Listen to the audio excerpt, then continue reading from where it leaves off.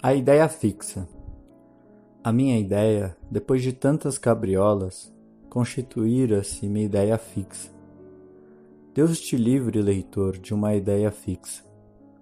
Antes um argueiro, antes uma trave no olho. Vê o Cavour.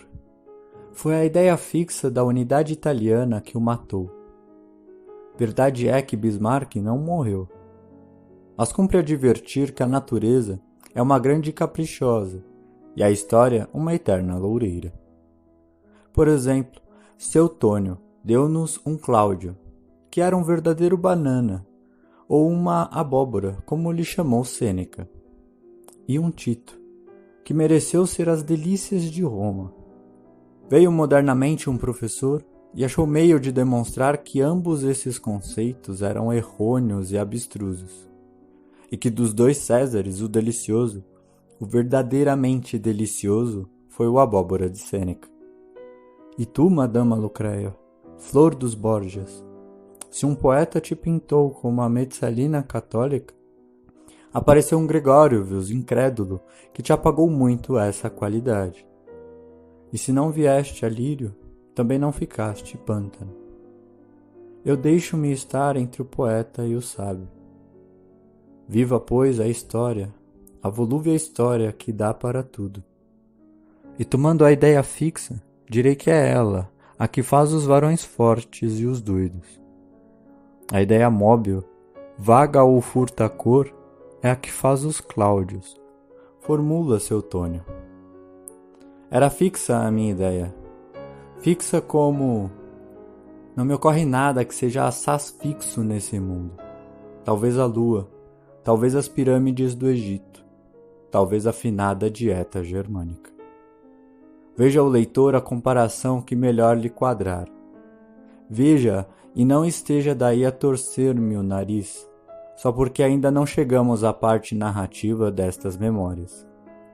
Lá iremos.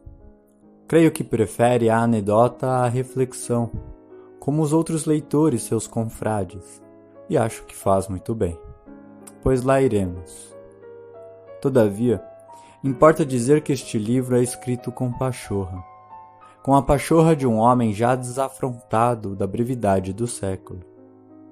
Obra supinamente filosófica de uma filosofia desigual, agora austera, logo brincalhona. Coisa que não edifica nem destrói, não inflama nem regela, e é todavia mais do que passatempo, e menos do que apostolado. Vamos lá, retifique o seu nariz, e tornemos ao emplasto. Deixemos a história com os seus caprichos de dama elegante. Nenhum de nós pelejou a batalha de Salamina. Nenhum escreveu a Confissão de Augsburgo.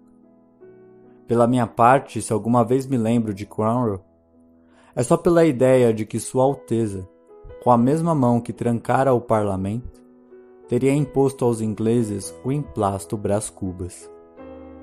Não se riam dessa vitória comum da farmácia e do puritanismo. Quem não sabe que ao pé de cada bandeira grande e pública ostensiva, há muitas vezes várias outras bandeiras, modestamente particulares, que se hasteiam e flutuam à sombra daquela.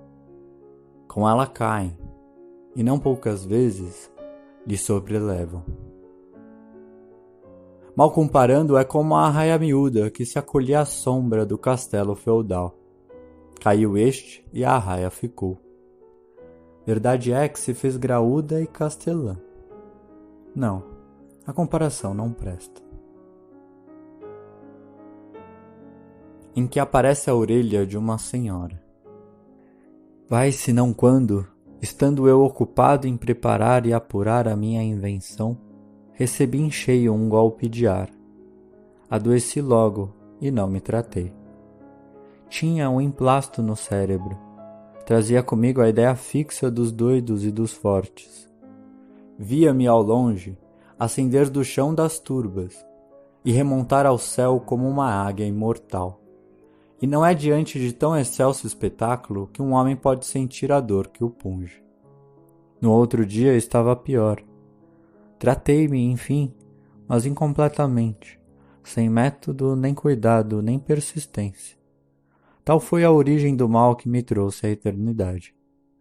Sabem já que morri numa sexta-feira, dia aziago, e creio haver provado que foi a minha invenção que me matou.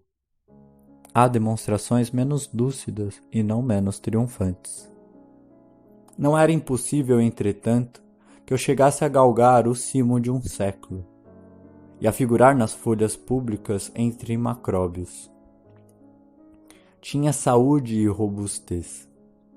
Supunha-se que, em vez de estar lançando os alicerces de uma invenção farmacêutica, tratava de coligir os elementos de uma instituição política ou de uma reforma religiosa. Vinha a corrente de ar que vence em eficácia o cálculo humano e lá se ia tudo. Um sopro de ar foi, portanto, o meu grão de areia de Cromwell. Assim corre a sorte dos homens. Com esta reflexão me despedi eu da mulher. Não direi mais discreta, mas com certeza mais formosa entre as contemporâneas suas. A anônima do primeiro capítulo. A tal cuja imaginação à semelhança das cegonhas do Iliso. Tinha então 54 anos. Era uma ruína. Uma imponente ruína. Imagine o leitor que nos amamos, ela e eu, muitos anos antes, e que um dia, já enfermo, vejo-a assomar à porta da alcova.